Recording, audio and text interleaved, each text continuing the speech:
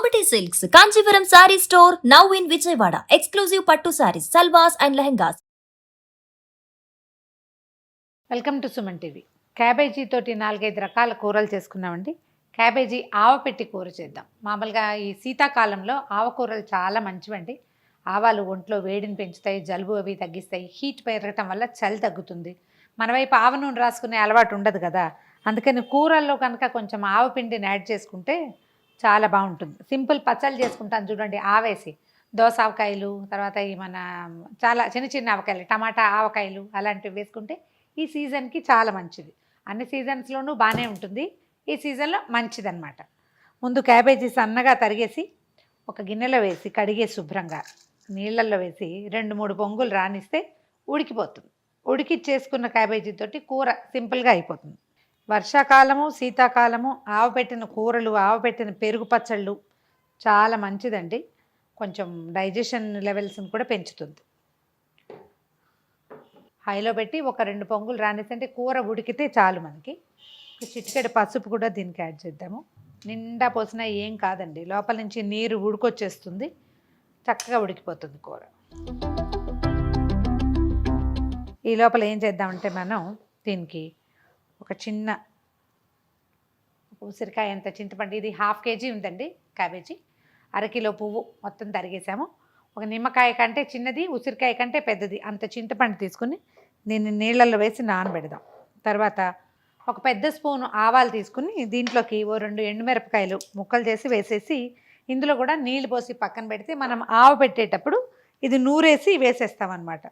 ఆవాలు పెట్టుకునేటప్పుడు నూరేటప్పుడు తప్పకుండా పచ్చిమిర్చో ఎండుమిర్చో కలిపి నూరితే బాగుంటుంది. ఈ కూరకి ఎండుమిరపకాయల కారం ఇంకా మనం పైన కారం వేయం, పొడి కారం, అందుకని ఎండుమిర్చిని వేసి నానబెట్టి పక్కన పెడదాం. దీంతోపాటు క్యాబేజీ కూరకి ముఖ్యంగా కావాల్సినవి కూర వడియాలు. చాలామంది ఇళ్లలో పెట్టుకుంటాం కదా, మినపప్పుతోటి చిట్టి చిట్టి వడియాలు పెడతాం. ఒకవేళ కనుక మనకి ఇంట్లో పెట్టే అలవాటు లేకపోతే మనకి స్వగృహ ఫుడ్స్లో చక్కగా దొరికేస్తాయండి. ఇవి తెచ్చుకుంటే దీంతో మనం ఏం చేయొచ్చు, చాలా రకాల కూరల్లో వాడుకోవచ్చు.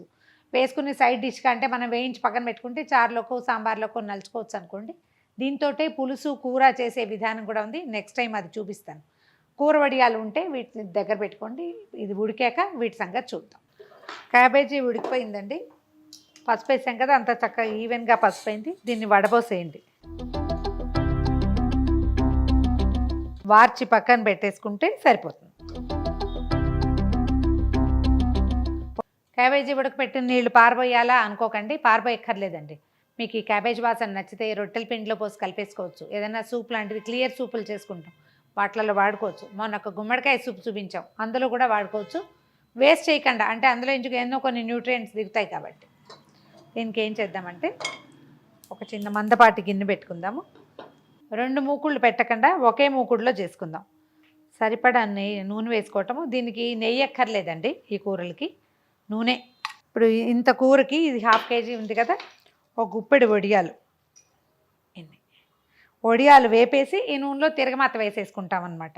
నూనె కొంచెం వేడెక్కనిచ్చి వడియాలు వేయించేద్దాం. నూనె వేడెక్కిందండి, వడియాలు వేస్తున్నాను, వేయిద్దాము.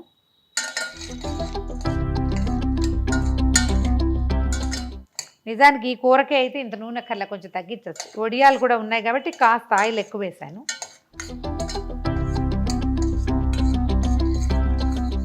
వడియాలు వేగిపోయాయండి. కొంచెం మెంతి గింజలు ఒక 4, ఎక్కువ అక్కర్లేదు. మెంతి గింజలు వేగుతూ ఉండగానే కొద్దిగా శనగపప్పు, ఒక చిన్న స్పూన్ అనుకోండి, అలాగే మినపప్పు, ఆవాలు. జనరల్గా ఈ కూరల్లోకి ఇవి జీలకర్ర వేయరండి, కానీ ఈ క్యాబేజీ వాసనకి చాలా బాగుంటుంది జీలకర్ర వేస్తే.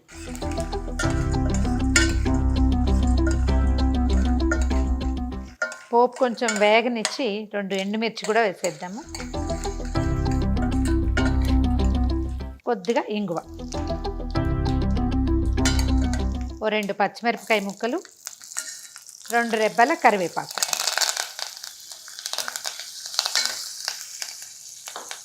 ఆల్రెడీ కూరలో పసుపు వేసాను కాబట్టి ఇంకా పసుపు వేయట్లేదండి. ఈ క్యాబేజీని వేసేద్దాం. ఒకసారి కూర పైకి కిందకి కలిపేద్దాం. ఇప్పుడు ఇందాక చింతపండు నానబెట్టి పెట్టాం కదా, ఆ చింతపులుసు చిక్కగా రసం తీసి పెట్టాను, పోసేసి సరిపడా ఉప్పు వేసేసి ఒక 10 నిమిషాల పాటు దీన్ని చింతపులుసులో ఈ క్యాబేజీని మగ్గనిస్తే కూరకి బాగా పులుపు పడుతుంది, బాగుంటుంది. మూత పెట్టేద్దాము. మన కూర ఎలా ఉందో చూద్దామండి. దగ్గరకు వచ్చేసింది. సాధ్యమైనంత సిమ్లో ఉడకనివ్వండి. పులుసు పట్టి కూర చాలా బాగుంటుంది. ఈ మన వడియాలకు కూడా పులుసు పట్టుకుంటుంది, పుల్లబడతాయి అన్నమాట కొంచెం. స్టవ్ ఆపేద్దాం.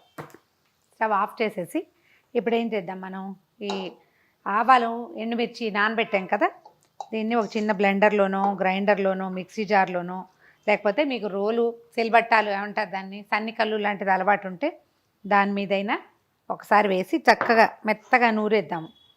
నా దగ్గర ఈ అవకాశం ఉంది కాబట్టి నేను ఇందులో వేస్తున్నాను. కొద్దిగా నీళ్ళు పోయచ్చు. మంచి గుమగుమలాడిపోతుందండి, ఆవ బ్రహ్మాండమైన వాసన వస్తుంది. ఈ రుబ్బిన దాంట్లో ఒక స్పూన్ పచ్చి నూనె వేయండి. చెంచా కూడా అక్కర్లా, 1/2 స్పూన్ చాలు. ఆవని పొయ్యి మీద ఉండగా అంటే కూర ఉడుకుతూ ఉండగా వేస్తే చేదెక్కుతుందండి, అందుకని స్టవ్ ఆపేసేయాలి. దీన్ని స్టవ్ మించి దింపేయాలి. ఈ నూరు పెట్టుకున్న ఆవాల ముద్దని కూరలో వేసేద్దాం.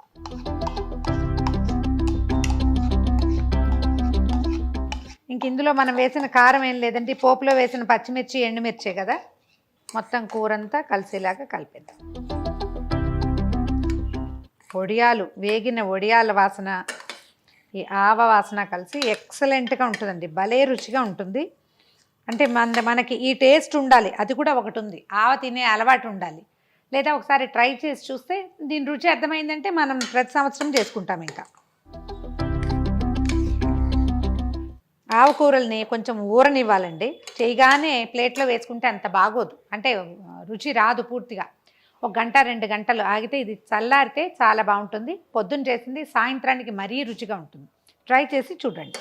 ఇంక కూరని పొయ్యి సెగ మీద ఉంచకుండా ఏదైనా వేరే పాత్రలోకి తీసి దగ్గరగా మూత పెట్టి అడ్డ పెట్టుకుంటే నిదానంగా ఆవ రుచి వాసన బయటకు వస్తుంది, కూర మరింత రుచిగా అవుతుంది. పరమ బోరుగొట్టే క్యాబేజీ కూరని అత్యంత హెల్దీగా శీతాకాలానికి ఉపయోగపడేలాగా ట్రై చేసి చూడండి. ఆవ పెట్టిన క్యాబేజీ కూర చాలా రుచిగా ఉంటుంది. ఈ వీడియో కనుక మీకు నచ్చినట్లయితే లైక్ చేయండి, షేర్ చేయండి.